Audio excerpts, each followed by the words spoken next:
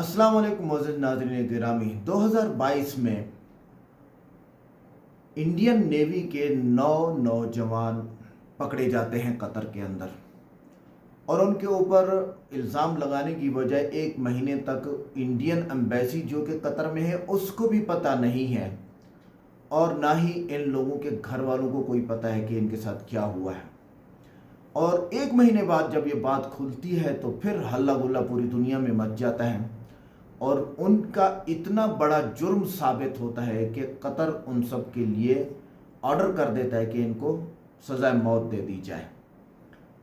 और अब मोदी क्या करने जा रहा है और इन इंडियन नेवी के साथ नौ नौजवानों का जो मसला है कैसे हल होने वाला है या कैसे हल होगा और कतर इसको कैसे मानेगा, और इस वीडियो में वो राज है जो ये इंडियन नेवी के 9 नौजवान इसराइल को ये राज दे रहे थे, वो थे आब्दोस के बारे में। आइए इस वीडियो को देखते हैं। क्या कमाल की डॉक्यूमेंट्री है जिसका मैं बहुत दिनों से इंतज़ार कर रहा था। बिस्मिल्लाह करते हैं। इंडिया उस तरीके से प्रेशराइज नहीं कर सकता कतर को जिस तरीके से उसने कनाडा को किया था। ये इन 8 नेवी ऑफिसर्स के घर जाते हैं और रात में ही पहुंचते हैं और कहते हैं कि कुछ इटली के अंदर एक प्रेजेंटेशन का स्क्रीनशॉट था, वो लीक हो गया था, मेटा मटेरियल यूज होता है, उसकी कॉन्फिडेंशियल इंफॉर्मेशन जो थी वो इंडियन ऑफिसर्स ने इजराइल के साथ शेयर की है। ओमान की गवर्नमेंट जो थी वो अपने सिटीजन को बचा के ले गई थी, लेकिन हम लोग आज की डेट तक फंसे हुए हैं इस चीज में। कोई भी इंडियन को इसमें काम करने के लिए अलाउ नहीं किया गया। लेकिन इस केस की इतनी सीक्रेसी थी कि इससे रिलेटेड नेक्स्ट हियरिंग कब होगी ये डिटेल भी ये लॉ फर्म किसी से शेयर नहीं करती थी। जब नुपुर शर्मा वाला केस हुआ था तो कतर पहला देश था जिसने, जब फीफा के अंदर जाकिर नायक आया था, एक रेस इंडिया और पाकिस्तान की भी रहती है सबमरीन को लेके, दोनों एक दूसरे को, लेकिन ये इंडिया की डिप्लोमेटिक लेवल पे बहुत बड़ी हार थी। देखिए, इंडिया के 8 रिटायर्ड नेवी ऑफिसर्स को, और वो भी ऐसे ऑफिसर जिसमें से कोई गोल्ड मेडलिस्ट है, किसी को प्रवासी भारतीय सम्मान मिला हुआ है, इनको कतर के अंदर डेथ पेनल्टी दे दी गई है। ये चीज किसी भी कंट्री के लिए कोई छोटी बात नहीं है। ये मामला क्या है और इस पूरे इंसिडेंट से इजराइल का क्या लेना देना है, इंडिया की तरफ से जो इसके लिए स्टेप्स लिए गए हैं, क्या उनसे इस सजा को टाला जा सकता है, ये नेवी ऑफिसर्स वहां पे करने क्या गए थे, और कतर की सबमरीन्स की डिटेल शेयरिंग करने वाले इशू में हमारे इंडियन नेवी ऑफिसर्स का नाम कैसे आ गया, तो एक्चुअल में हुआ क्या है, छोटी से छोटी डिटेल्स हम इस वीडियो में डिस्कस करेंगे। कतर में 8 भारतीयों को मौत की सजा। ये 8 लोग नौसेना के पूर्व अधिकारी हैं। Have been in continuous touch with the Qatari government. I assure you that they are very much strongly in our priorities. देखिए, आगे बढ़ने से पहले मैं अपने आज के स्पॉन्सर कोडिंग इन्वेडर के बारे में आप सबको बताना चाहूंगा। इन्फ्लेशन और रिसेशन की वजह से salary hike and job unsatisfaction peak पे है and career switch is the only solution. अब करियर स्विच करने से पहले काफी चीजें रिसर्च करनी होती है, जैसे scope of field, job demand वगैरह, और इस सब के हिसाब से डेटा एनालिस्ट का रोल काफी हाई डिमांड में है, क्योंकि पूरी दुनिया डेटा ड्रिवन हो चुकी है। चाहे एंटरटेनमेंट हो या फिर फाइनेंशियल फील्ड, हर जगह डेटा एनालिसिस की जरूरत पड़ती है। तो क्यों ना आप भी डिमांडेड करियर में एंट्री लें कोडिंग इन्वेडर के साथ। सिर्फ Naukri.com पे 15 लाख से ज्यादा वैकेंसीज हैं और कोडिंग इन्वेडर का 93% प्लेसमेंट का रेट है। 20,000 से ज्यादा स्टूडेंट्स ऑलरेडी पढ़ रहे हैं। इनकी career service team course completion के बाद आपको इंटरव्यू और प्लेसमेंट में पूरी हेल्प करती है। तो अगर आप भी एक अच्छा डेटा एनालिस्ट बनना चाहते हैं तो कोडिंग इन्वेडर्स का डेटा एनालिस्ट कोर्स ज्वाइन करके बन सकते हैं। तो click on the link in the description और दिवाली स्पेशल डिस्काउंट लेके आप 27% कम प्राइस पे ये कोर्स ज्वाइन कर सकते हैं। Use my coupon code NR27। तो टॉपिक पे वापस आते हैं। देखिए, ये है इंडिया और इधर ये वेस्ट में है कतर। ईयर 1916 से कतर जो था वो ब्रिटिशर्स के अंडर में था और काफी गरीब भी था। उस टाइम पे ये लोग पर्ल ट्रेड और फिशिंग करते थे। लेकिन जब ईयर 1939 आया तो इनकी किस्मत चमक जाती है।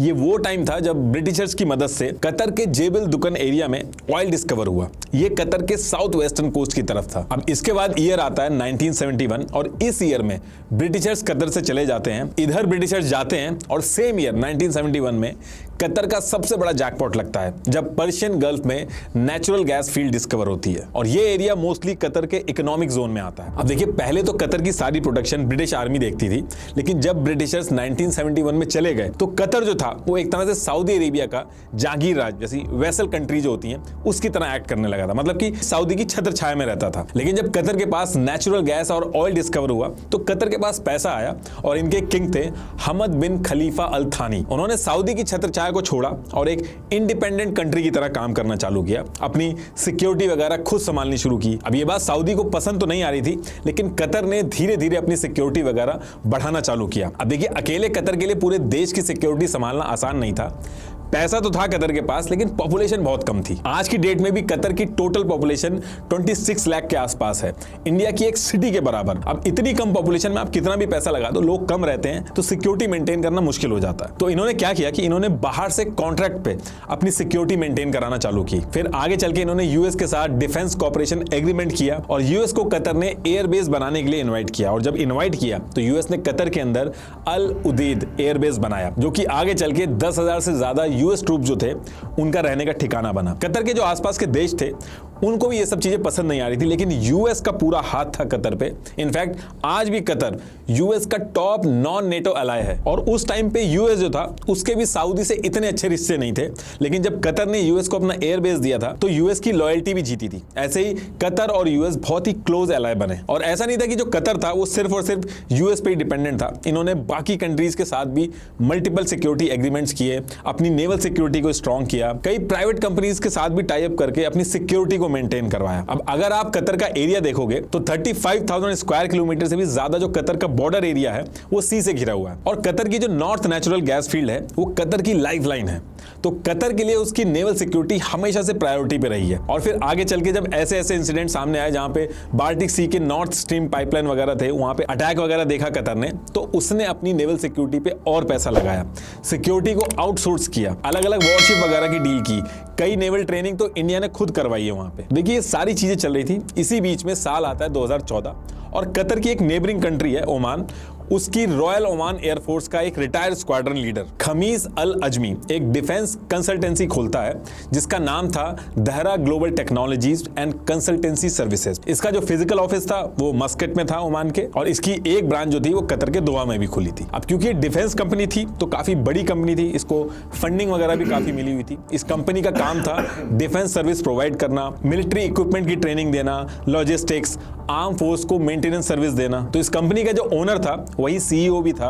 और वो खुद रॉयल ओमान एयरफोर्स से रिटायर था, तो उसको भी बहुत नॉलेज थी डिफेंस वगैरह की। तो ये कंपनी खोलने के बाद खमीस क्या करता है, ये कतर के मेजर जनरल तारिक खालिद अल को प्रपोजल बना के भेजता है कि आपकी जो कतर एमेरी नेवल फोर्सेज है QENF, इसकी मेंटेनेंस और ट्रेनिंग सर्विसेज जो है वो आप हमें दे दो। और खमीस का जो ये प्रपोजल था कतर जो है वो सेम ईयर में एक्सेप्ट कर लेता है। तो ये जो कंपनी थी ये कतर गवर्नमेंट के साथ मिलकर काम करना चालू करती है। और इस कंपनी की जो वेबसाइट थी, अभी तो इसको चेंज कर दिया गया है, लेकिन पहले जो वेबसाइट थी उस पर मेंशन किया गया था local business partner of Qatar's government agency including defence. तो कतर गवर्नमेंट जब इस कंपनी को प्रोजेक्ट दे देती है तो ये कंपनी क्या करती है 2015 से 2016 के बीच में बहुत तेजी से हायरिंग स्टार्ट करती है ऑल ओवर वर्ल्ड में। अब डिफेंस की कंपनी है तो आम जनता को शिप वगैरह का इतना नहीं पता होता है, तो ये लोग ऑल ओवर वर्ल्ड के जो रिटायर्ड नेवल ऑफिसर्स थे उनको हायर कर रहे थे। और सेम ईयर में इन लोगों ने 75 से भी ज्यादा इंडियन ओरिजिन के जो ऑफिसर्स थे उनको रिक्रूट किया। इन 79 इंडियन ऑफिसर्स में से 8 ऑफिसर जो थे वो इस कंपनी में सीनियर लेवल पे ज्वाइन करते हैं और इन्हीं 8 ऑफिसर्स के ऊपर ये पूरा केस चलता है। अभी आगे बताऊंगा मैं। ये सारे लोग जो हायर हुए थे इंडिया से, इनमें टॉप पे थे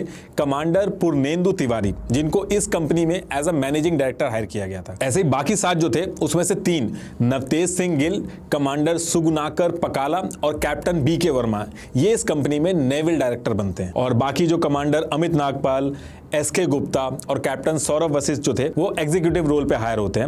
रागेश जो थे वो एज अ सेलर हायर होते। तो ये टोटल 8 लोग थे जो सीनियर लेवल पे हायर हुए थे इस कंपनी में। ये लोग हायरिंग होने के बाद काफी अच्छे से काम करते हैं और ये जो इनकी कंपनी थी, इस कंपनी के थ्रू कतर में जाके मेंटेनेंस और सिक्योरिटी कंसल्टेशन ये सारी चीजें करते हैं। इन सबको करीब 4 से 6 साल हो गए थे ये सारी चीजें करते करते कतर के अंदर। अब इसके बाद ईयर आता है 2016 और कतर प्लान करता है अपने जो सबमरीन्स हैं उसको और स्ट्रॉन्ग करने के लिए। अब इटली जो है वो पूरे वर्ल्ड के अंदर अपने नेवल आर्किटेक्चर डिजाइन जो हो गए उसके लिए बहुत ही फेमस है। पूरे यूरोप के अंदर इटली जो है ये submarines, naval ship, naval frigate, इनका बहुत बड़ा प्रोड्यूसर है। और इटली के अंदर ही एक बहुत ही बड़ी और फेमस शिप बिल्डिंग कंपनी है फिनकैंटायरी SPA। इस कंपनी से इनका डिस्कशन स्टार्ट होता है और इस डील में दहरा ग्लोबल टेक्नोलॉजी जो थी वो भी अपने इनपुट्स देती है। अब सारी बात डन होने के बाद ये जो इटली की कंपनी थी फिनकैंटायरी, ये 2016 में MOU साइन करती है कतर के साथ, जिसमें 4 small size worship, 2 patrol vessels और 1 एम्फीबियस वेसल। तो ये डील होती है, इसमें इटली को, कतर को ये सारी चीजें देनी होती हैं। तो ये जो डील थी ये कोई इतनी ज्यादा कॉन्ट्रोवर्शियल नहीं थी, बहुत ही नॉर्मल डील थी, सबको इसके बारे में पता था। लेकिन जो मेन कॉन्ट्रोवर्शियल डील थी वो 2020 में होती है, वो अभी आगे बताऊंगा आपको। तो ये सारी सारी डील पे काम चलता रहता है और इसके साथ साथ दहरा ग्लोबल टेक्नोलॉजीज जो थी वो कतार की जो नेवल थी उनके साथ मिलके एज यूजुअल अपना काम करती रहती है। और इसमें इंडियन ऑफिसर जो थे उनका बहुत ही बड़ा रोल रहता है, वो काफी अच्छा काम करते हैं। तो कतर के साथ ये जो कंपनी और इंडियन ऑफिसर जो काम कर रहे थे इसको लेके कतर गवर्नमेंट और इंडिया दोनों बहुत खुश थे। और इसको लेके 2019 में जो कमांडर पूर्णेंदु तिवारी जो थे, इस कंपनी के जो मैनेजिंग डायरेक्टर थे, उनको इंडिया 2019 में प्रवासी भारतीय सम्मान अवार्ड देता है। यह अवार्ड उनको मिलता है जो इंडिया के बाहर बहुत ही आउटस्टैंडिंग काम कर रहे होते हैं। और ये पहली बार हुआ था ऐसा कि इंडिया के रिटायर्ड आर्मी पर्सन को यह अवार्ड मिला था। हमारे जो प्रेसिडेंट थे उनके हाथों से अवार्ड दिया गया था। यहां तक कि दोहा में जो इंडियन एम्बेसडर थे दीपक मित्तल, वो धारा ग्लोबल की लोकेशन पे भी विजिट करके आए थे।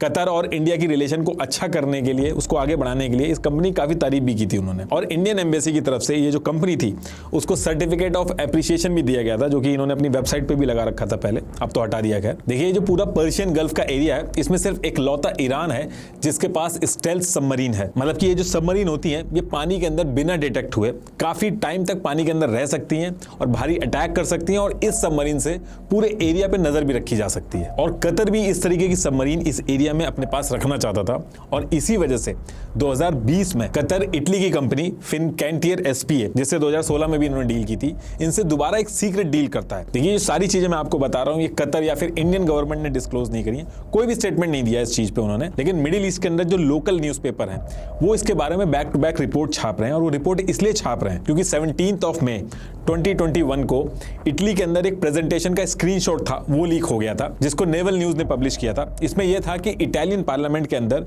2 सीक्रेट सबमरीन की रिमोट प्रेजेंटेशन दी गई थी, और जब ये प्रेजेंटेशन चल रही थी तो उसमें ये चीज मेंशन की गई थी कि ये जो सबमरीन है ये किसी फॉरेन कंट्री के लिए बनाई जा रही है, और ये उस प्रेजेंटेशन का स्क्रीनशॉट है जो कि लीक हो गया था। और ये चीज नेवल न्यूज ने अपनी रिपोर्ट में भी पब्लिश किया, जिसमें नाम दिया था इन्होंने कि Italy secretive submarine deal with Qatar new intelligence. और यहां से बातें बहुत तेज हो गई थी कि कतर जो है वो स्टेल्थ सबमरीन ले रहा है इटली से। अच्छा, ये जो मैं आपको बता रहा हूं इसके बारे में आप अगर सर्च करोगे तो फिनकैंटिरी जो है कंपनी का नाम जो मैंने बताया, उसके साथ साथ आपको ये भी मिल सकता है केबी करके भी एक नाम मिल सकता है, न्यूज में ये आपको दिखेगा। एक्चुअली फिनकैंटिरी और केबी जो है ये मिलकर काम करती हैं, तो कहीं पे फिनकैंटिरी नाम यूज हुआ है और कहीं पे केबी नाम यूज हुआ है। अच्छा, कतर जो इस इटली की कंपनी के साथ सीक्रेट डील कर रहा था, इसके बारे में धारा ग्लोबल टेक्नोलॉजी जो है उसको और उसके एसोसिएट इंडियन नेवी के जो ऑफिसर्स थे उनको इसके बारे में पता था कि कतर जो है वो इटली की कंपनी के साथ मिलके एक सीक्रेट डील कर रहा है, जिसमें इटालियन U-212 स्टेल्थ सबमरीन जो है उसका स्मॉल वेरिएंट जो है वो मंगाया जा रहा है कतर के अंदर इटली की कंपनी के थ्रू। अब ये जो डील चल रही थी ये कतर के लिए काफी बिग डील थी, क्योंकि इसके कई सारे रीजन थे। एक तो कतर को ये स्टेल्थ सबमरीन मिलने से इजराइल की जो अरब के ऊपर सुप्रीमेसी है वो कम हो जाती, इसलिए कतर बिल्कुल नहीं चाहता था कि इजराइल को इसके बारे में कुछ पता चले, क्योंकि इजराइल कभी भी इस डील को होने नहीं देगा। दूसरी चीज, एक रेस इंडिया और पाकिस्तान की भी रहती है सबमरीन को लेके, दोनों एक दूसरे को ब्लॉक करते हैं ताकि किसी के पास सबमरीन ना आ जाए, क्योंकि जिसके पास सबमरीन आ जाएगी उसके पास एक अपर हैंड रहेगा। अब देखिए, पाकिस्तान क्या करता है कि उसके कतर के साथ अच्छे रिलेशन है, तो कतर के जो सबमरीन्स हैं उनके जो बेनिफिट है वो भी उठाता है, पाकिस्तान उनको यूज करने को दे देती है। उसके बाद ये भी डर है कि ये जो स्टेल्थ टेक्नोलॉजी है जो कतर के पास आएगी, इससे ये भी बहुत ज्यादा चांसेस है कि पाकिस्तान के पास भी ये टेक्नोलॉजी आ सकती है, और अगर कतर ना भी दे तो ये भी पॉसिबिलिटी है कि पाकिस्तान ये जो टेक्नोलॉजी है वो कतर से चोरी भी कर सकता है। तो देखिए, इसके बाद अब होता क्या है कि 30 अगस्त 2022 को रात में स्टेट सिक्योरिटी ब्यूरोक्रेट SSB, जो कि कतर की इंटेलिजेंस एजेंसी है, ये इन 8 नेवी ऑफिसर्स के घर जाते हैं और रात में ही पहुंचते हैं और कहते हैं कि कुछ अर्जेंट नेवल एक्सरसाइज करनी है, उसके लिए इन ऑफिसर्स को चलना पड़ेगा। इनमें से एक ऑफिसर ऐसे भी थे जिनको इंडिया वापस जाना था, लेकिन वो इस कॉल की वजह से इनके साथ चले जाते हैं। और जब ये 8 नेवी ऑफिसर्स इस कतर ऑफिशियल्स के साथ जाते हैं तो कतर ऑफिशियल इनको ले जाने के बाद इनको जेल में डाल देते हैं, और जेल भी ऐसी नॉर्मल जेल में नहीं डालते हैं, एक सेपरेट जेल में इनको बंद किया जाता है। आपस में इनको मिलने नहीं दिया जाता है, ये लोग आपस में बात नहीं कर सकते हैं, और ना ही फैमिली और ना ही इंडियन एम्बेसी को इसके बारे में कुछ भी बताया जाता है। 1 महीने तक किसी को पता ही नहीं चलता कि ये लोग जेल में बंद हैं, और 1 महीने बाद पता भी ऐसे चलता है कि पाकिस्तान की एक न्यूज एजेंसी जो है वो इस न्यूज को ब्रेक करती है कि इंडिया के 8 नेवी ऑफिसर्स को जेल में बंद किया गया है स्पाइंग के लिए। अब ये न्यूज ब्रेक होने के बाद घर वाले पहुंचते हैं, ट्राई करते हैं मिलने का, लेकिन उनको मिलने नहीं दिया जाता है। और उसके बाद जो घर वाले हैं वो इंडियन एम्बेसी को इन्फॉर्म करते हैं, और काफी जद्दोजहद के बाद 1 अक्टूबर 2022 को दोहा में जो इंडियन एम्बेसी थी उसके ऑफिसर्स दीपक मित्तल जो थे और उनके साथ साथ डेप्टी हेड ऑफ मिशन ये कतर ऑफिशियल्स के पास जाते हैं। इनको काउंसलर एक्सेस मिल जाता है। काउंसलर एक्सेस का मतलब है कि इंडियन एम्बेसी के जो लोग हैं, जो काउंसलर हैं, वो जब इन 8 नेवी ऑफिसर से मिलते हैं तो उसी को काउंसलर एक्सेस बोला जाता है। जब कुलभूषण यादव वाला केस हुआ था तो उस टाइम भी आपने ये वर्ड बहुत सुना होगा, काउंसलर एक्सेस। अब इस मीटिंग के बाद एक चीज अच्छी होती है कि जो घर वाले रहते हैं उनको वीकली एक बार फोन पे इनसे बात करना अलाउ कर दिया जाता है, लेकिन इसके बाद भी इन पे चार्जेस क्या लगे, इनको जेल में क्यों डाला गया है, ये किसी को भी नहीं बताया जाता। अब इसके 2 दिन बाद 3 अक्टूबर 2022 को धारा कंपनी का जो मालिक था खसीम अल अजमी, उसको इनके बारे में पता चलता है। वो ओमान से कतर पहुंचता है और जैसे ही वो कतर पहुंचता है ये लोग उसको भी गिरफ्तार कर लेते हैं। इसके बाद इंडियन एम्बेसी के जो लोग हैं वो मल्टीपल टाइम्स मीटिंग करते हैं कतर ऑफिशियल्स के साथ, इनकी गवर्नमेंट के साथ, कि इनको रिलीज कर दिया जाए। लेकिन कतर ऑफिशियल जो इनके रिलीज है उसके लिए साफ मना कर देते हैं और कहते हैं कि इनके पास प्रूफ है कतर और इटली की जो सीक्रेट डील हो रही थी उसके बारे में इन्होंने इजराइल को बताया। और उसके बाद ये भी कहते हैं कि जितनी भी चीजें बता रहे हैं ये सारी चीजें इन्होंने इलेक्ट्रॉनिक कम्युनिकेशन से इंटरसेप्ट की हैं, कि ये जितने भी लोग हैं, जितने भी इंडियन नेवी के जो ऑफिसर्स हैं, ये स्पाई कर रहे थे और इजराइल को डिटेल्स भेज रहे थे। कतर ऑफिशियल्स ने ये भी बोला कि ये जो सबमरीन की स्टेल्थ कैपेबिलिटी बढ़ाने के लिए, उसको एनहेंस करने के लिए मेटा मटेरियल यूज होता है, उसकी कॉन्फिडेंशियल इंफॉर्मेशन जो थी वो इंडियन ऑफिसर्स ने इजराइल के साथ शेयर की है। ये सारी चीजें जो है वो न्यूज में चल रही होती हैं, लेकिन इजराइल की तरफ से एक भी बयान नहीं आता है। इनफैक्ट आज की डेट तक इजराइल की तरफ से इस पर कोई बयान नहीं आया। अब देखिए कतर के अंदर ये जो सारी चीजें चल रही थी, यहाँ पे इंडिया के अंदर लोगों को इसके बारे में ज्यादा नहीं पता था, लेकिन लोगों को पता चलता है 27 अक्टूबर 2022 को, जब कमांडर पूर्णेंदु तिवारी की जो सिस्टर थी डॉक्टर मीतू भार्गवा, ये ट्वीट करती हैं और इंडिया के जितने भी बड़े बड़े मिनिस्टर्स हैं उनको टैग करती हैं और ये सारी चीजें ट्विटर पे डे बाय डे लिखना चालू करती हैं। इनके ट्वीट के बाद जितने भी रिटायर ऑफिसर थे, सर्विंग ऑफिसर थे, वो इनके सपोर्ट में आते हैं और इस पूरे मुद्दे को उठाते हैं। और फिर इंडिया के अंदर भी ये बात फैल जाती है और लोग डिमांड करते हैं कि इस पर कुछ ना कुछ एक्शन हो। इनफैक्ट 7 दिसंबर 2022 को कांग्रेस के जो मनीष तिवारी जी थे, इन्होंने ये पार्लियामेंट के अंदर भी ये मुद्दा उठाया। गत 30 अगस्त 2002 से सभापति महोदय, हमारे नौसेना के 8 जो सेवानिवृत्त अधिकारी हैं उनको कतर में दोहा में सॉलिटरी कंफाइनमेंट में रखा गया। और जब बहुत ज्यादा प्रेशर पड़ता है तो ये कहा जाता है कि इंडिया के वाइस प्रेसिडेंट जब फीफा का इनॉग्रेशन होगा तब नवंबर में जाएंगे और इस बारे में डायरेक्ट वहां के जो ऑफिशियल्स हैं उनसे डायरेक्ट बात करेंगे। लेकिन वो वहां जाते तो हैं, लेकिन उनकी बात फेल हो जाती है। अब इसके बाद क्या होता है कि नवंबर फर्स्ट वीक में ओमान क्या करता है, वो धारा कंपनी का जो ओनर पकड़ा गया था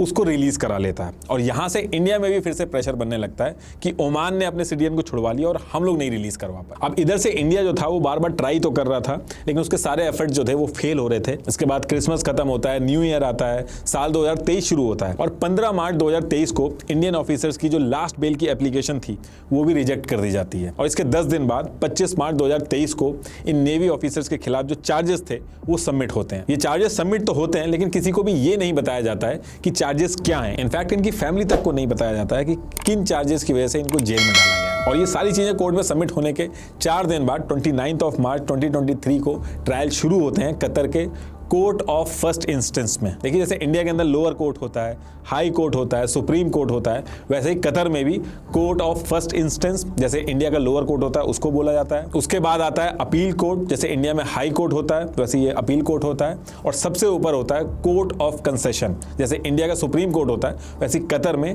कोर्ट ऑफ कंसेशन होता है। तो अभी ये जो पूरा केस है ये कतर के कोर्ट ऑफ फर्स्ट इंस्टेंस में चल रहा है, यानी कि लोअर कोर्ट में चल रहा है। जब ये केस स्टार्ट भी होता है तो कतर की एक लॉ फर्म भी हायर करता है इंडिया, जिसका नाम था ऑफिस ऑफ मजिद अल हजरी। इसका ऑफिस दोहा में ही है। जब इस लॉ फर्म को हायर किया गया था तो जितने भी मीडिया आउटलेट थे वो इनके पीछे चले गए थे, इनके ऑफिस में जाके फोन कर रहे थे। लेकिन इस केस की इतनी सीक्रेसी थी कि इससे रिलेटेड नेक्स्ट हियरिंग कब होगी ये डिटेल भी ये लॉ फर्म किसी से शेयर नहीं करती थी। ये सारी की सारी हियरिंग इतने सीक्रेट तरीके से हो रही थी कि प्रोसिक्यूशन, डिफेंस लॉयर और 2 विटनेस के अलावा कोर्ट के अंदर किसी को भी रहना अलाउड नहीं था। और हियरिंग के टाइम पे भी जो नेवी ऑफिसर थे, इनके जो डॉक्यूमेंट्स थे उसका एक्सेस डिफेंस अटॉर्नी जो थी उसको तक नहीं दिया गया था। एक इंडियन जर्नलिस्ट था, वो भी बहुत ट्राई कर रहा था अलग अलग ऑफिशियल से जाके रिपोर्ट करने की, पता लगाने की। कतर को जैसे ही पता चलता है उस जर्नलिस्ट को और उसकी वाइफ को राइट अवे कतर से इंडिया भेज दिया जाता है। अब इसके बाद 3 मई 2023 को सेकंड हियरिंग होनी थी, लेकिन उसको पोस्टपोन करके 18 जून को शिफ्ट कर दिया जाता है। अब जो सारी हियरिंग चल रही थी, इंडिया को ऐसा भी लगने लगता है कि जो लॉ फर्म इन्होंने हायर की है वो इनकेपेबल है। तो इंडिया क्या करता है, मजीद अल हजरी, ये जो लॉ फर्म थी जो ये केस लड़ रही थी, इसको हटा के अहमद अली अल हल, एक दूसरी लॉ फर्म, उसको हायर कर लेता है और अब वो केस लड़ रही होती। जिस दिन सेकंड हियरिंग की डेट आती है, same day Dahra global technology and consultancy services जो थी उसकी वेबसाइट को बंद कर दिया जाता है। इस कंपनी का भी कुछ पता नहीं चलता है। कुछ दिन बाद दोबारा लाइव होती है, लेकिन इंडिया से रिलेटेड जितने भी सर्टिफिकेट ऑफ एप्रिसिएशन वगैरह मिले थे और वो जो लिखा था कतर लोकल बिजनेस पार्टनर वगैरह, वो सब हटा दिया जाता है। इसके नेक्स्ट डे 75 और इंडियन ऑफिसर्स जो काम कर रहे थे इस धारा कंपनी में, उनके पास न्यूज एजेंसी पहुंचती है तो पता चलता है कि इन सबको कंपनी से निकाल दिया गया है। इनका last working day 31 of May 2023 था। और ये जो कंपनी थी धारा ग्लोबल, इसके एसेट्स यानी कि बिल्डिंग, कॉन्ट्रैक्ट्स, ये सब एक नई कंपनी को ट्रांसफर कर दिए गए थे जिसका नाम था advance services and maintenance, ASM, और इसकी वेबसाइट थी www.advancedSM.com। ये जो नई कंपनी खोली थी, अब इस कंपनी को 2 फ्रांस के जो सिटीजन हैं वो चलाएंगे।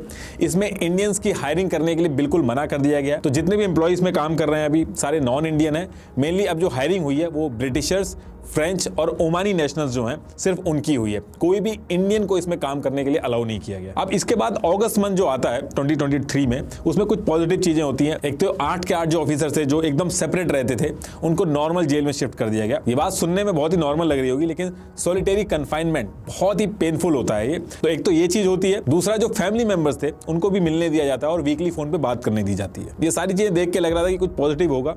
अब इसके बाद डेट आती है 1 अक्टूबर 2023। इस दिन इंडियन एम्बेसडर 8 नेवी ऑफिसर से पर्सनली मिलते हैं और जो 3 अक्टूबर 2023 को जो हियरिंग होनी थी उससे रिलेटेड डिस्कस करते हैं। लेकिन इसके बाद क्या होता है उसकी डिटेल्स अभी बाहर नहीं है। लेकिन सीधे 26 अक्टूबर 2023 को ये जो 8 के 8 नेवी ऑफिसर्स थे इनको स्पाई के केस में डेथ पेनल्टी सुना दी जाती है। और जब ये डेथ पेनल्टी सुनाई जाती है तो उसके बाद बहुत ही ज्यादा हल्ला होता है इंडिया के अंदर। बैक टू बैक स्टेटमेंट्स वगैरह आते हैं कि वी आर शॉक्ड, लेकिन ये इंडिया की डिप्लोमेटिक लेवल पे बहुत बड़ी हार थी। ओमान की गवर्नमेंट जो थी वो अपने सिटीजन को बचा के ले गई थी, लेकिन हम लोग आज की डेट तक फंसे हुए हैं इस चीज में। आप इनकी फैमिली वालों को देखोगे तो रोज ट्विटर पे गुहार लगाते हैं, टैग करते हैं, लेकिन फॉर अ टाइम बिंग अभी कुछ नहीं हो रहा। इसमें से कई नेवी ऑफिसर्स ऐसे भी हैं जिनकी हेल्थ कंडीशन अच्छी नहीं है, डायबिटीज वगैरह भी है, लेकिन उसके बाद भी कुछ नहीं हो रहा है। इसमें एक चीज ये भी कही जाती है कि ये जो पूरा केस है इसमें कतर और इंडियन गवर्नमेंट को सारी चीजें पता है, ये सारे चार्जेस किस लिए हैं ये पता है, लेकिन फैमिली और बाकी लोगों को नहीं बताए गए। इनफैक्ट अभी recently ministry of external affairs के स्पोक्सपर्सन अरिंदम बगची ने भी ये चीज ऑफिशियली स्टेटमेंट में बोला है कि हमें पता है इन चार्जेस के बारे में। अब देखिए क्वेश्चन ये है कि यहाँ से ऑप्शन क्या है इंडिया के पास। अब देखिए पहला ऑप्शन तो जो चल रहा है कि कतर के कोर्ट में जाके इसको चैलेंज किया जाए, लोअर कोर्ट में ये फैसला आया, इसको हायर कोर्ट में लेके जाया जाए, फिर सुप्रीम कोर्ट में लेके जाया जाए। दूसरी चीज में ये हो सकती है कि अगर हमारे prime minister Modi ji personal level पे बात करें कतर के अमीर से तो बात बन सकती है, क्योंकि 18 दिसंबर को ये लोग नेशनल डे मनाते हैं और इसमें अमीर जो है वो कई सारे कैदियों को माफी देते हैं। तो ये भी एक पॉसिबिलिटी बन सकती है कि अगर डिप्लोमेटिक लेवल पे प्रेशर बनाया जाए तो 18 दिसंबर को इन सबको माफ कर दिया जाए। तीसरी चीज इसमें यह है कि 2015 में जब कतर के अमीर आए थे इंडिया तो एक डील साइन की थी उन्होंने इंडिया के साथ जो कि प्रिजनर से रिलेटेड थी, और इस एग्रीमेंट में यह साइन हुआ था कि कतर में अगर किसी को सजा सुनाई जाएगी तो वो सजा वो इंडिया में आके भी वो पूरी कर सकता है। और सेम चीज कतर के लिए भी थी। अब ये एग्रीमेंट यहां पे अप्लाई होगा कि नहीं ये डिपेंड करेगा कि इंडिया कितना प्रेशर बनाता है। बाकी इसमें यह भी कहा जा रहा है कि किसी तीसरी कंट्री का मीडिएशन अगर करवाया जाए तो भी सोल्यूशन निकल सकता है। बाकी फाइनल ऑप्शन में यह है कि international court of justice, permanent court of arbitration, यहां भी जाया जा सकता है। लेकिन अल्टीमेटली जो सारी चीजें हैं वो डिपेंड करेगी इंडिया और कतर के रिलेशन पे। कतर की जो टोटल पॉपुलेशन है वो अराउंड 26 लाख है, जिसमें से अराउंड 3 लाख जो है वो कतर के खुद के सिटीजन है। बाकी इंडियन जो है वहां पे वो 7 लाख से भी ज्यादा इंडियंस रहते हैं वहां पे। तो कतर का जो वर्क फोर्स है वो काफी हद तक इंडियंस पे भी डिपेंड करता है। मेनली जो कंट्री के रिलेशंस होते हैं वो ट्रेड पे डिपेंड करते हैं। अगर ट्रेड अच्छा होता है तो कंट्री के रिलेशन भी अच्छे होते हैं। और अगर ट्रेड की बात करें तो India mainly LNG, LPG, petrochemical ये इंपोर्ट करता है कतर से। कतर करीब $16.81 बिलियन का एक्सपोर्ट करता है इंडिया को। वहीं कतर से इंडिया सिर्फ $1.97 बिलियन का इंपोर्ट करता है, वो भी mainly cereals, fruits, steel articles वगैरह इन सब में ही करता है। तो ट्रेड में जो इंडिया की डिपेंडेंसी है वो ज्यादा है कतर के ऊपर। इंडिया कतर का 4th सबसे बड़ा एक्सपोर्टर है, और जब से यूक्रेन रशिया वॉर स्टार्ट हुई है इसमें डिपेंडेंसी जो इंडिया की है वो कतर के ऊपर और ज्यादा बढ़ गई है। इसके साथ साथ इंडिया कतर के जो रिलेशन है वो अच्छे ही रहे। मिलिट्री एक्सरसाइजेज वगैरह जो हैं वो भी इंडिया और कतर साथ में करते हैं। जेर अल बहर नाम से इंडिया कतर की नेवी ज्वाइंट एक्सरसाइज भी होती है। इंडिया और कतर के जो कोस्ट गार्ड्स हैं वो रेगुलरली विजिट भी करते हैं एक दूसरे को। कतर की QENF डेलीगेशन जो है वो 2 मैरीटाइम एक्सरसाइजेज में पार्टिसिपेट कर चुकी है लास्ट 2 साल में। इसके साथ साथ हमारे PM कतर कई बार गए हैं, कतर के अमीर इंडिया कई बार आए हैं। रिसेंटली दोनों कंट्रीज ने यह भी डिसाइड किया था कि 2023 में जब 50 साल हो जाएंगे इंडिया और कतर की रिलेशनशिप को, तो इसको सेलिब्रेट किया जाएगा। इनफैक्ट 2008 में कतर ने $5 बिलियन की इन्वेस्टमेंट की थी इंडिया के अंदर। इसके साथ साथ कतर इंडिया को गैस पे डिस्काउंट भी देता है। वहीं इंडिया भी पीछे नहीं है। 2017 में जब सऊदी और उसके फ्रेंडली देशों ने कतर को चारों तरफ से ब्लॉकेट कर दिया था, सामान आ जा नहीं रहा था, तो इंडिया ने पूरा सपोर्ट किया था। इंडिया ने कतर को एयरलिफ्ट करके जरूरत की चीजें पहुंचाई थी। अब देखिए इंडिया जो है वो कतर से area wise, population wise, navy wise, military wise बड़ा है। इनफैक्ट इंडिया 10 टाइम्स ज्यादा एक्सपेंडिचर करता है हमारी मिलिट्री पे कतर के कंपैरेटिवली। वर्क फोर्स भी जो है वो इंडिया का बहुत बड़ा है, लेकिन कतर जो है वो छोटा देश होने के बाद भी उसकी जियोपॉलिटिकल इंपॉर्टेंस की वजह से इंडिया उस तरीके से प्रेशराइज नहीं कर सकता कतर को जिस तरीके से उसने कनाडा को किया था। इसलिए आप पास्ट में भी देखोगे तो टाइम टू टाइम कतर अपनी बात मनवाता आया है। जब नुपुर शर्मा वाला केस हुआ था तो कतर पहला देश था जिसने पब्लिक अपॉलॉजी की डिमांड की थी। इनफैक्ट कतर इतना गुस्सा हो गया था कि जो हमारे वाइस प्रेसिडेंट थे वेंकैया नायडू जी, उनके साथ लंच फिक्स था कतर के अंदर, लेकिन इस केस की वजह से कतर के जो अमीर थे उन्होंने बहाना बना के इस लंच को कैंसिल कर दिया था और अपनी नाराजगी जताई थी। और फिर आगे चल के आपने देखा ही था कि नुपुर शर्मा को एक्सपेल करना पड़ा था पार्टी से। वहीं इंडिया की बात करें तो इंडिया ने भी अपनी नाराजगी दिखाई थी जब फीफा के अंदर जाकिर नायक आया था, लेकिन कतर ने कहा था कि वो अपनी पर्सनल कैपेसिटी में आया तो उसमें कतर कुछ नहीं कर सकता। वहीं कतर का जो न्यूज आउटलेट है अल जजीरा, वो भी कतर का ही माउथपीस है, वो भी टाइम टू टाइम क्रिटिकल रहा है इंडिया के अगेंस्ट में। लेकिन अभी तक देखा जाए तो इंडिया जो है वो इग्नोर ही करता आया है सारी चीजें। लेकिन इस बार जो बात है वो नॉर्मल बात नहीं है, वो 8 रिटायर्ड नेवी ऑफिसर्स की है, तो इसमें इंडिया क्या करेगा बहुत ही जरूरी है। काफी मिक्स रिलेशन रहे हैं इंडिया कतर के, तो कुछ भी प्रिडिक्ट करना तो बहुत ही मुश्किल है। इंडिया अगर सही से प्रेशर बनाएगा तो बहुत सारी पॉसिबिलिटी है कि ये लोग वापस आ जाएंगे। और फिलहाल हम लोग यही प्रे कर सकते हैं कि जितने भी ऑफिशियल्स हैं नेवी के, ये जल्दी से जल्दी घर वापस आ जाए। नाजरीन, 7 या 9 आदमियों का घूंट तो शायद इंडिया को पीना ही पड़े इनकी मौत का। उसकी वजह मैं आपको बताता हूँ।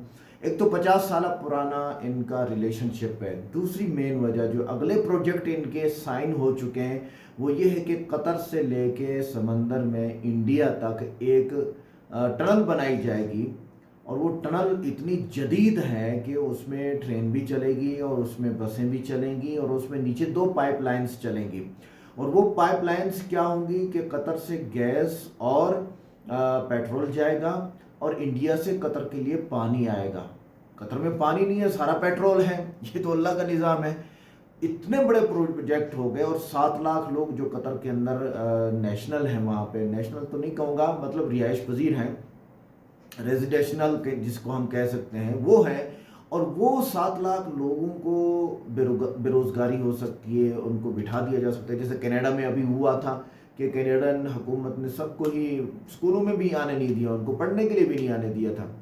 उसके अलावा जो पेट्रोल ज़रूरत है इंडिया को और कतर को पानी ज़रूरत है, 2 चीज़ें भी हैं। और फिर नुपुर शर्मा ने गुस्ताखी की थी हज़रत मोहम्मद सल्लल्लाहु अलैहि वसल्लम की, तो कतर का तो बनता था, उन्होंने प्रेशर दिया और नुपुर शर्मा मीडिया से आउट हो गई, गुम हो गई। इसके अलावा जाकिर नाइक पर जो इतराज़ उठाया गया था कि जी आप क्या जाकिर नाइक क्यों आया है, भाई जाकिर नाइक मलेशिया से आया, इंडिया से थोड़ी आया था। और फिर कतर ने यही बोला कि वो अपनी कैपेसिटी में आया है, हमने उसको थोड़ी बुलाया है, हुकूमती लेवल पे थोड़ी आया है। ये थी आज की इंटरेस्टिंग वीडियो। मुझे तो बहुत मज़ा आया। आपको कैसा मज़ा आया कमेंट करके ज़रूर बताएं। अस्सलाम वालेकुम।